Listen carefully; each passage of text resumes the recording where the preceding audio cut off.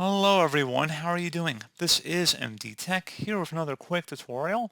In today's tutorial, I'm going to show you guys how to resolve if your screen will not turn off after a specified amount of time has elapsed on your Windows 10 or Windows 11 computer. So this should hopefully be a pretty straightforward process here, guys, and without further ado, let's go ahead and jump straight into it. So all you have to do is start by opening up the search icon, and you want to type in settings. Best result should come back with settings. Go ahead and open that up. You want to go and select on the right side, you want to scroll down to power. Go ahead and left click on that. And then where it says screen and sleep, left click on that.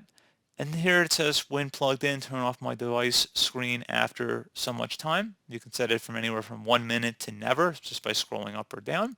And the same is true if your device is plugged in, so all the way down to never or a specific time interval of your choosing. And you can also set your power mode from here as well. So balanced, best power efficiency, as well as best performance. Kind of a little extra setting in there, not really discussed in the title to this tutorial, but it's in here, so might as well just give it a brief mention. But pretty straightforward process there, guys. You don't have to click on save or anything once you're done with that. And that's about it.